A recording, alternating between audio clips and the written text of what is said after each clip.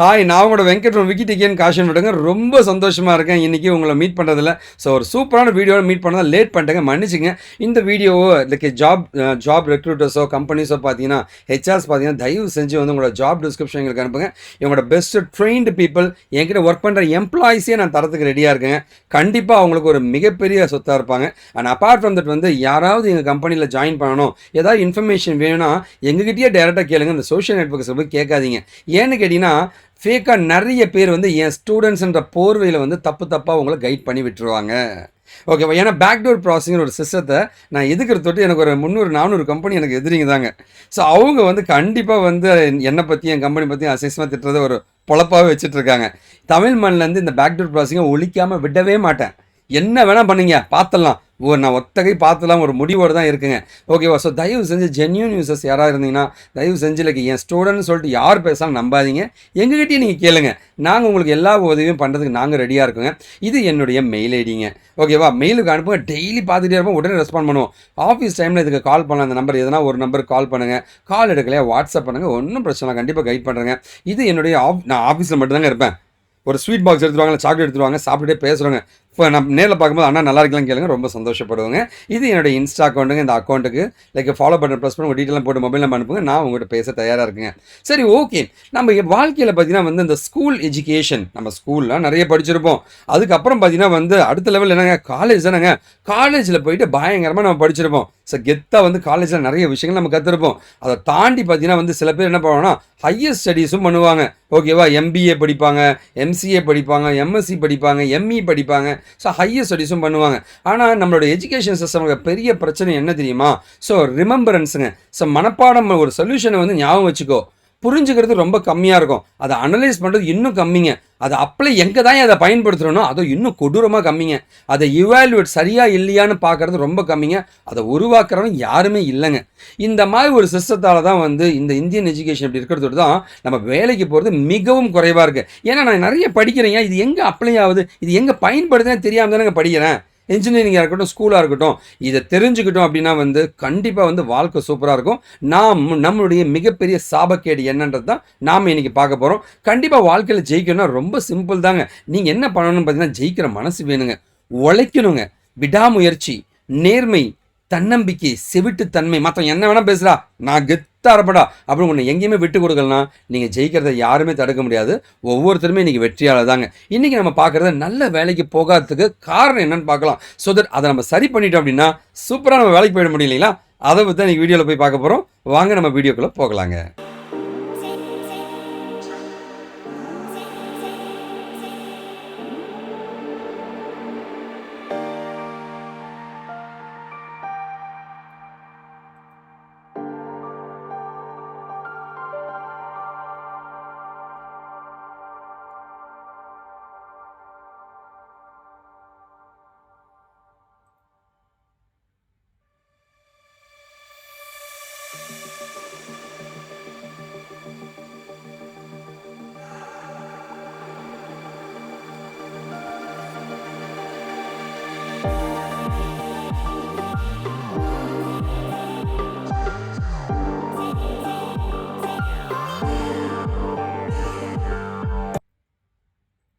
So ஒரு அருமையான topic உங்களை மீட் பண்ணுறதுல நான் ரொம்ப சந்தோஷப்படுறேங்க.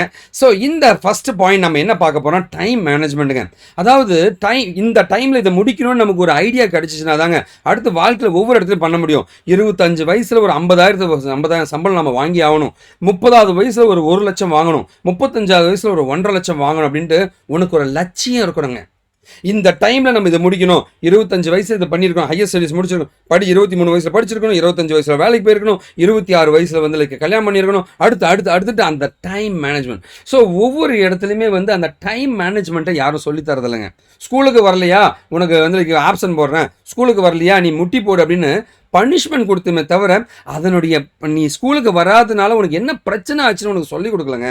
அந்த டைம் மேனேஜ்மெண்ட் இல்லாததோடு தான் வாழ்க்கையில் மிகப்பெரிய பிரச்சனை என்னன்னு கேட்டிங்கன்னா வந்து அவனுக்கு இந்த பணம் சம்பாதிக்கிற சீக்ரெட் தெரியாமல் போயிடுச்சுங்க.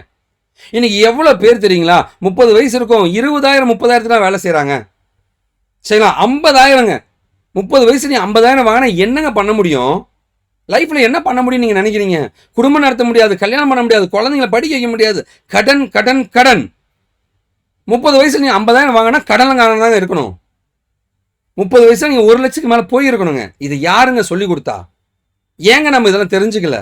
இதை பத்தி யாருமே திங்க் பண்ண மாட்டோன்றோங்க. யோசிச்சு பாருங்க, 35 வயசுல நீ ஒரு 1.5 லட்சம் சம்பாதிக்கலனா உனக்கு ஹெல்த் பிரச்சனை வரும், குடும்ப பிரச்சனை வரும். எதை நீ சமாளிக்க போற? யாராவது இதை பத்தி யோசிக்கிறோமா? நாமங்க இங்க இடத்துல தாங்க நம்ம தோத்து போயிடுறோங்க.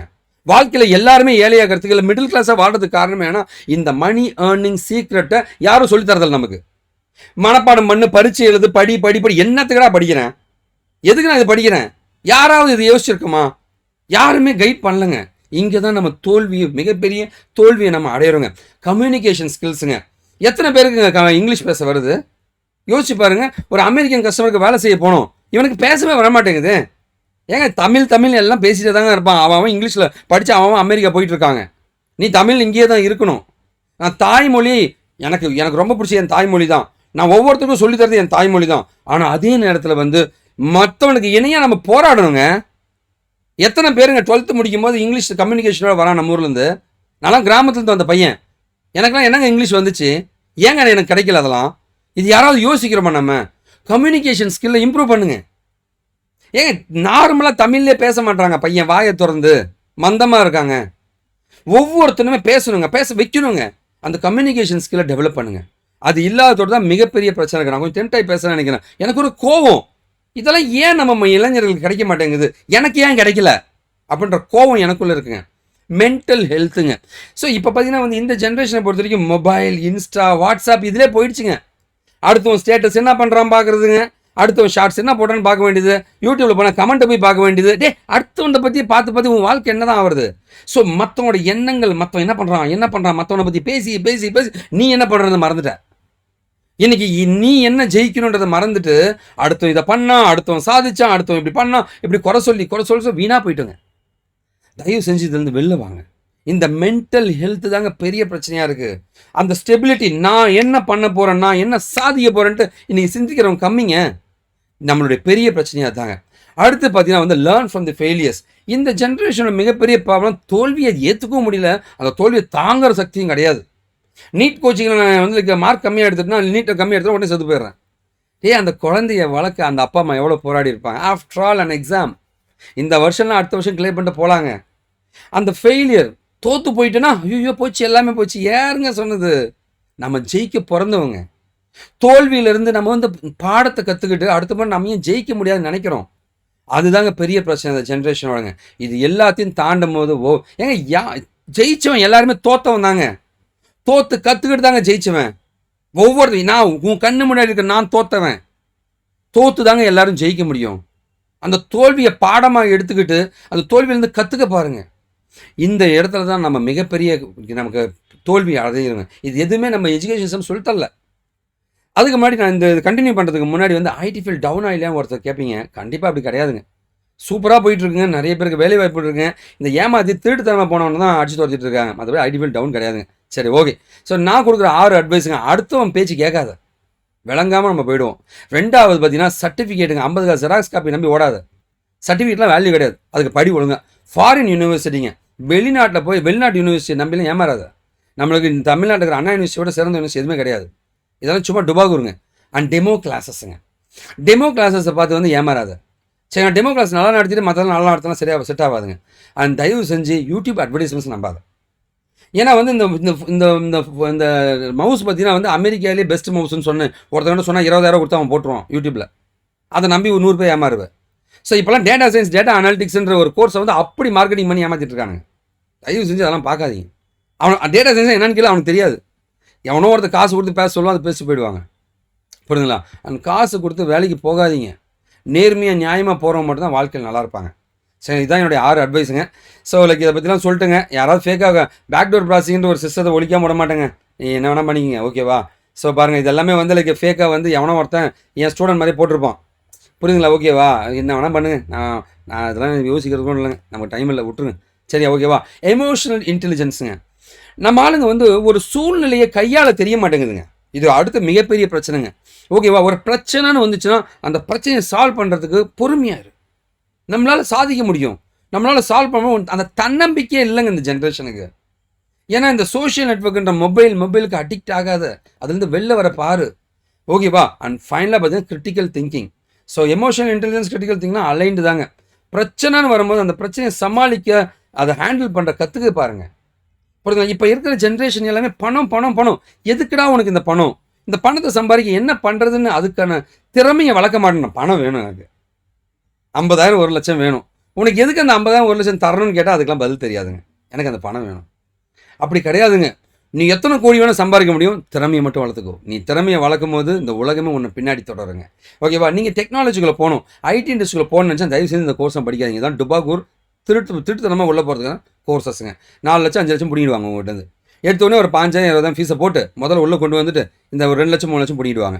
தயவு செய்து இந்த கோர்ஸ்லாம் படிக்கிறத அவாய்ட் பண்ணிட்டு இந்த மாதிரி கோர்ஸஸ் தான் படிங்க. இல்லைங்க, எல்லா கோர்ஸுமே நல்ல கோர்ஸ் தாங்க. நேர்மையாக போக பாருங்கள். இந்த திருட்டுத்தனமாக ஏமாற்றி போகலான்னு நினைப்ப சொல்லுவாங்க, அதெல்லாம் கேட்காம நேர்மையாக போங்க. எந்த கோர்ஸ் வேணால் படிங்க, வாழ்க்கை நல்லாயிருக்கும். கண்டிப்பாக இந்த வீடியோ பிடிச்சிங்க. ஒரு பெரிய நம்பிக்கையோடு இந்த வீடியோ முடிக்கிறேங்க. நீங்கள் எனக்கு பண்ணக்கூடிய ஒரே ஒரு உதவி, தயவு செஞ்சு உங்கள் ஃப்ரெண்ட்ஸ்க்கு ஷேர் பண்ணுங்கள். நான் கொஞ்சம் டெம்ப்டாக எமோஷனாக பேசிட்டேங்க. ஏன்னா இந்த எஜுகேஷன் சிஸ்டம் ஏன் இப்படி இருக்குன்ற ஒரு கோவம் எனக்குள்ளே இருக்குங்க. அதை நான் பொங்கிட்டேன்னு நினைக்கிறேங்க. எனக்கே தெரியும், தப்பாக எடுத்துக்காதீங்க. ஸோ நீங்கள் எனக்கு பண்ணக்கூடிய ஒரே ஒரு தயவு செஞ்சு உங்கள் ஃப்ரெண்ட்ஸ்க்கு ஷேர் பண்ணுங்கள். நல்லதை பகிர்வோம், நல்ல சமுதாயத்தை உருவாக்கும். நாம் வீழ்ந்தாலும் நம் இனம் வாழட்டுங்க. வாழ்க Tamil. This is Venkat signing விக்கிடிகின் காஷிவ் ப்ராடக்ட். இதெல்லாம் என்னோட சோஷியல் நெட்வொர்க்ஸ் ஆகுங்க. இதில் வேணால் ஜாயின் பண்ணிங்க. இந்த ஃபோன் நம்பரில் எதனா ஒரு நம்பரை காண்டாக்ட் பண்ணுங்கள். ஒரு நாள் என் சமுதாயம் ஒரு பெரிய நம்பிக்கையோடு இந்த வீடியோ முடிக்கிறேன். நான் மாறிட்டேன், நீங்களும் மாடுங்க. நாமளும் சேர்ந்து ஒரு புது சமுதாயத்தை உருவாக்கலாம். அது சரியான சமுதாயமாக இருக்கும், நேர்மையான நியாயமான தன்னம்பிக்கை இருக்கிற சமுதாயமாக இருக்குங்க. பேக்டோர் ப்ராசஸிங் இந்த சிஸ்டத்தை தமிழ் மண்ணிலேருந்து நம்மளாம் சேர்ந்து ஒழிக்காமல் விடவே கூடாது இந்த திட்டு பசங்க.